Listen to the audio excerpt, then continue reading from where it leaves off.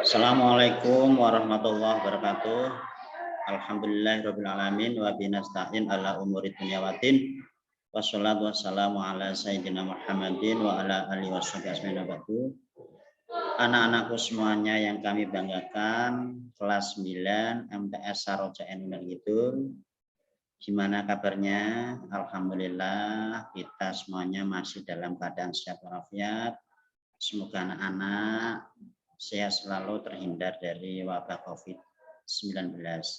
Ya anak-anak, tetap protokol kesehatan, mencuci tangan dengan air mengalir, memakai masker, jaga jarak, jauhi kerumunan. Untuk pelajaran hari ini kelas 9 MTS Saroja NU dan Kidul, kita akan menerangkan tentang bab yang kedua, yaitu pokok pikiran pembukaan Undang-Undang Dasar Negara Republik Indonesia tahun 1945. Untuk marilah kita awali dengan baca bismillah bersama. Bismillahirrahmanirrahim. Untuk tujuan pembelajaran bab yang kedua ini, yang pertama menjelaskan makna alinea pembukaan Undang-Undang Dasar Negara Republik Indonesia tahun 1945. Yang kedua, menjelaskan pokok pikiran pembukaan Undang-Undang Dasar Negara Republik Indonesia. Untuk makna pembukaan alinea pembukaan Undang-Undang Dasar Negara Republik Indonesia tahun 1945, pembukaan UUD Negara Indonesia tahun 45 merupakan sumber motivasi dan inspirasi, tekad, semangat, serta cita-cita hukum dan moral yang ingin ditegakkan oleh bangsa Indonesia. Makna alinea pembukaan Undang-Undang Dasar Negara Republik Indonesia tahun 1945. Alinea yang pertama. Yang pertama, bahwa sesungguhnya kemerdekaan itu ialah hak segala bangsa dan oleh sebab itu maka penjajahan di atas dunia harus dihapuskan karena tidak sesuai dengan peri kemanusiaan dan peri keadilan. Itu artinya menegaskan bahwa kemerdekaan adalah hak segala bangsa karena kemerdekaan adalah hak asasi bangsa yang bersifat universal. Jika alinea pertama pembukaan Undang-Undang Dasar Negara Republik Indonesia tahun 1945 menyatakan hak kodrati untuk merdeka, maka untuk alinea yang kedua menjabarkan penilaian para pendiri bangsa. Jika Indonesia dipandang sebagai sebuah negara yang merdeka, berarti Indonesia adalah negara yang bebas dari kekuasaan bangsa lain, bebas dari penjajahan, dan dapat menentukan nasibnya sendiri. Jika Indonesia dipandang sebagai negara yang bersatu, berarti dalam tiap warga negara muncul kebulatan tekad untuk mewujudkan cita-cita bersama. Jika Indonesia dipandang sebagai negara yang berdaulat, berarti ada kebebasan menentukan tujuan dan nasibnya sendiri dengan kekuatan kekuasaannya sendiri, sederajat dengan bangsa-bangsa yang lain. Indonesia yang adil berarti terwujudnya keadilan antar warga negara serta kesetaraan hak dan kewajiban tiap warga negara Indonesia. Indonesia yang makmur berarti terpenuhnya kebutuhan warga negara Indonesia, baik kebutuhan material maupun kebutuhan spiritual.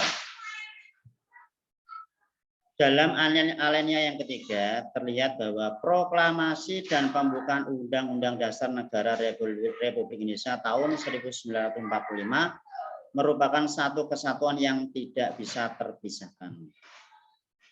Dari alinea ketiga, bangsa Indonesia mengakui bahwa manusia adalah makhluk ciptaan Tuhan. Sehingga kemerdekaan Indonesia tidak hanya dicapai dengan segenap usaha bangsa Indonesia, tetapi juga dicapai atas berkat rahmat Allah yang Maha Kuasa. Indonesia mengakui hak kodrati untuk segala bangsa, yaitu berkehidupan kebangsaan yang bebas. Pada alinea yang keempat menjelaskan prinsip-prinsip serta pokok-pokok kaidah pembentukan pemerintahan Indonesia tadi perinci, yaitu ada tujuan negara, yaitu satu, melindungi segenap bangsa Indonesia dan seluruh tumpah darah Indonesia, memajukan kesejahteraan umum, mencerdaskan kehidupan bangsa, dan ikut melaksanakan ketertiban dunia. Itu merupakan tujuan negara. Di alinea yang keempat juga terdapat bentuk negara Indonesia. Bentuk negara Indonesia adalah negara kesatuan yang berbentuk republik. Juga pada alinea yang keempat terdapat rumusan Pancasila yang sah dan benar. Kemudian tujuan pembelajaran yang kedua, pokok pikiran pembukaan Undang-Undang Dasar Negara Republik Indonesia tahun 1945.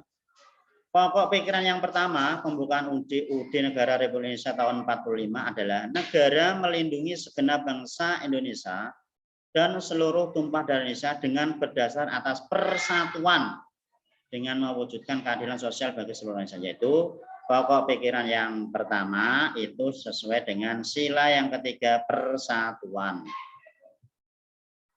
Pokok pikiran yang kedua dari pembukaan UUD 1945 alinea yang kedua, ini adalah negara hendak mewujudkan keadilan sosial bagi seluruh rakyat Indonesia. Jadi pembukaan alinea yang kedua itu adalah sesuai dengan Pancasila sila yang kelima.